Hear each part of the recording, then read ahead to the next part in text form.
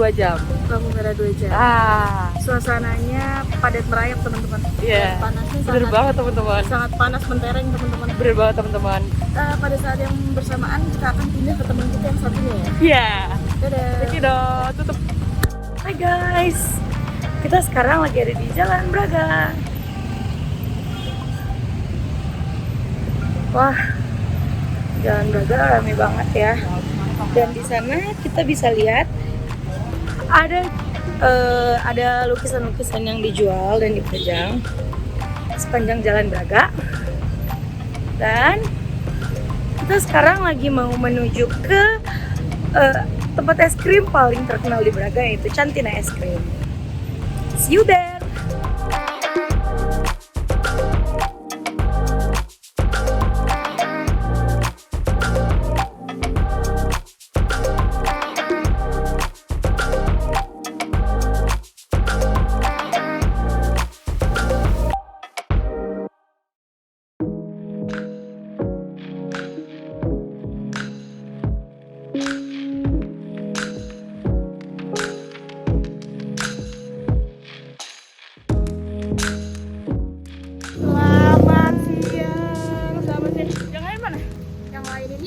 Masih pada di jalan, tapi mereka OTW ke sini.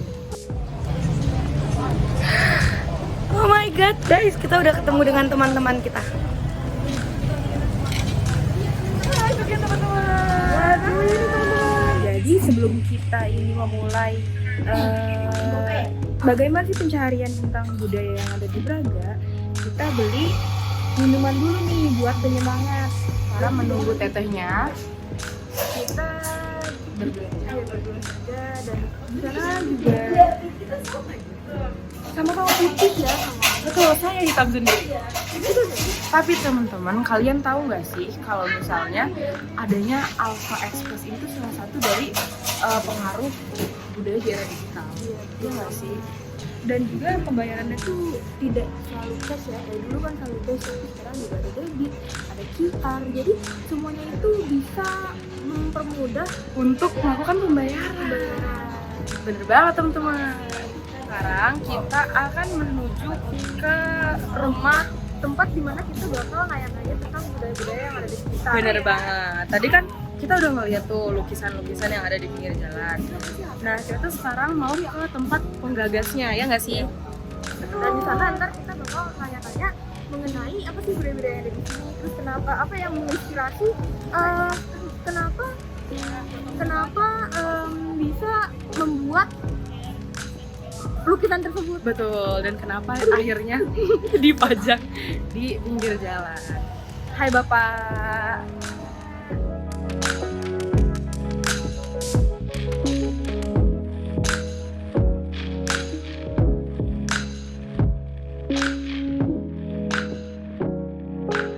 Kita udah sampai di rumah seni Ropi. Ini tuh rumah seni penggagas kenapa lukisan-lukisan di Braga itu dipajang di pinggir jalan. Sekarang kita mau nyebrang.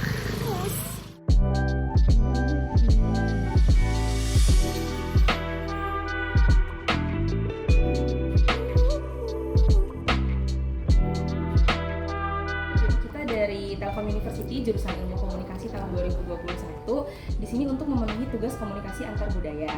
Aku Iva Dan aku Aya. kalau A Rizkan. Oh iya, Rizkan. Oke, kita mau nanya-nanya sedikit nih tentang lukisan-lukisan yang ada di sini dan juga tentang sejarah dari Braga. Terus apa sih hubungannya dengan era digital sekarang ini?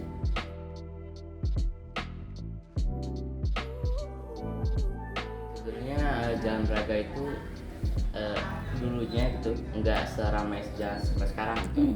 Dulunya tuh Jalan Braga itu disebut Jalan Culik karena rawan, karena sepi juga rawan gitu.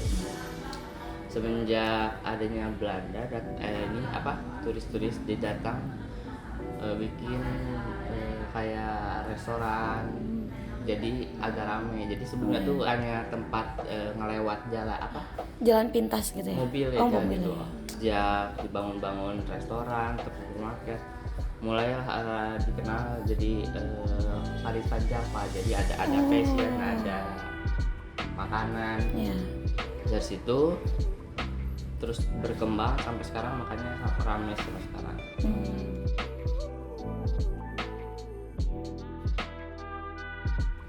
Dua-duanya juga berpengaruh karena dari media sosial kan sekarang lebih cepat karena digital kan.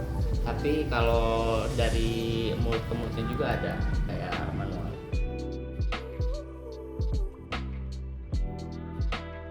Jalan Braga yang memiliki nilai sih dari heritage. Dari heritage itu karena dari dulu sampai sekarang itu masih ada, masih dirawat jadi cagar budaya. Mulai tahun 2000 itu dari lukisan, karena sekarang menjadi ikonik Jalan Braga, dia terkenal sama lukisannya kan. Terus kalau restoran kayak bar itu kafe itu dari dulu emang udah ada, cuman sekarang makin rame kayaknya gitu di kalangan anak muda.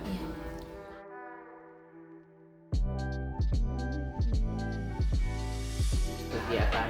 Oh ya, bisa kegiatan juga. Kegiatan paling kita kemarin sih ada melukis atau kegiatan-kegiatan budaya. Kebetulan waktu di Braga 3 memang aktivitas banyak. Untuk sekarang belum terlalu karena baru mulai lagi di tahun kemarin. Ya setelah pandemi Covid ya. Nah, aku mau nanya nih, aku baca di web Rumah Seni Abah Ropih itu ternyata Abah Ropih ini adalah penggagas kenapa lukisan-lukisan yang ada di Braga itu dipajang di pinggir jalan. Itu kenapa sih bisa dipajang di pinggir jalan? Awal ceritanya tuh kayak gimana? Dan sepanjang aku sama teman-teman aku jalan tadi, kita tuh jarang ngelihat yang kayak bener-bener nawarin secara spesifik gitu. Apa itu hanya pajangan atau itu dijual atau bagaimana tuh, Kak? Ya awalnya karena memang Abah Ropih emang asli dari Braga. Saya juga asli dari Braga, keluarga dari Braga. Jadi awalnya tuh Abah sebenarnya bukan pelukis atau pedagang. Cuman karena punya rasa seni dari bapaknya, dari ininya. Awalnya profesi sebagai guru, tapi menjual lukisan sampingan kayak sambil ngelukis. Nah, ketika ada di kayak hotel atau turis, Harup itu menawarkan sampai tahun 2022 atau tahun 2000 tuh Abah Ropih bersama keluarga tuh berjualan di pinggir jalan di ujung Braga sana. Jadi sambil melakukan kegiatan kayak melukis, melakukan seni di pinggir jalan, kayak gitu, mengajak seniman melukis bersama. Itu memicu lingkungan jadi ini tuh Braga tuh ternyata orang banyak yang melukis, orang yang banyak menjualan. Jadi sampai sekarang jadi ciri khasnya lukisan gitu di pinggir jalan.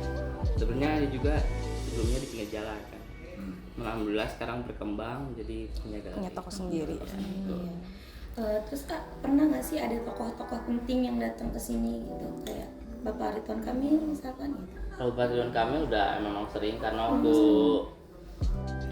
pernah masuk, pernah ngobrol juga sih. Siapa lagi ya? Presiden Jokowi. Presiden Jokowi pernah beli lukisnya ya. Bukan Jokowinya. Waktu hari nasional tuh Pak Jokowi datang ke Braga, berfoto sama mengapresiasi lukisannya Agung itu pelukis Rumah Seni Ropih yang disabilitas. Sambil lukisannya dibeli tapi bukan sama Jokowi, sama Agung Gumiwang untuk disimpan terus Agung juga diapresiasi diundang ke istana. Gitu.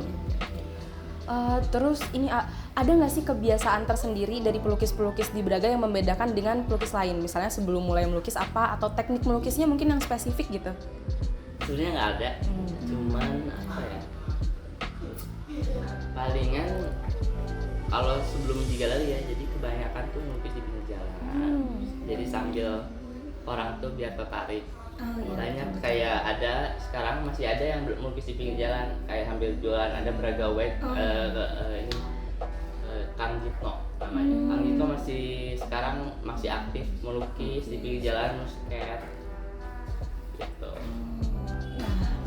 Pasti karena ada perkembangan digital juga ya, kayak yang dari TikTok pasti kan orang kayak rekomendasi kayak banyak gitu. Banyak banget ya. gitu dari TikTok gitu datang ke sini berarti? Palingan ya kalau sekarang sih dari universitas bikin konten atau Instagram, karena kemarin tuh sini sempet jadi ruang pamer, emang ruang pamer. Jadi orang-orang tuh datang hanya untuk berfoto, bikin vlog atau bikin video. Nah itu sebenarnya sebuah keuntungan media promosi tanpa Bener. gitu. Berarti apakah spesifik nih perbedaannya dari sebelum ada media TikTok itu sampai pas ada, spesifik nggak kayak kenaikan jumlah pengunjung ke galeri ini? Sebenarnya bukan hanya dari TikTok aja, sebenarnya hampir menyeluruh ya. Karena tanpa sadari itu kan kalau media sosial tuh cepat banget. Jadi orang jauh pun bakal tahu kita di Bandung ada gitu. Itu aja sih. Yang jauh bakal tahu, yang dekat makin tahu. Makin tahu. Berarti penyebaran dari media sosial ini kayak Instagram, TikTok itu berpengaruh banget gitu ya. Sangat berpengaruh. Oh, ada lagi nih, aku tuh baca lagi nih di blognya Rumah Seni Abah Ropi. Kalau seperti yang tadi jelaskan bahwa Abah Ropi ini mengajar di sekolah dasar ya? Sekolah dasar waktu ketika saya SD, jadi bareng juga langsung di Universitas Unpas. Ada lagi di SMA, SMK, banyak banget sebenarnya. Itu berhubungan dengan seni juga ngajarnya? Sebenarnya awal enggak, tapi ketika awal Abah mulai ke seni, Abah kuliah lagi gitu. Jadi sebenarnya kuliahnya bukan seni awalnya. Jadi kuliah lagi ambil jurusan seni gitu. Nah, pada saat itu tuh belum ada tersentuh digital gitu ya? Kalau waktu itu perkembangannya ini atau media promosinya hanya lewat mulut ke mulut berarti? Ya, mulut ke mulut sambil kayak melakukan aktivitas di pinggir jalan agar kan banyak orang tuh sambil melewat. Nah itu sebenarnya media promosi. Melukis di pinggir jalan tuh sebagai media promosi. Ketika ada yang melukis, orang tuh tinggal sengaja melewat tuh ada yang kelihatan. Ternyata ada yang jualan juga gitu. Nah kalau tadi kan kita dari media digital ya Kak. Sebelum perkembangan media digital kayak media cetak atau pernah diliput di koran atau majalah gitu Iya, paling kayak gitu di koran, di majalah. Oh ya, kalau untuk pertanyaan mungkin kita segitu dulu kali ya.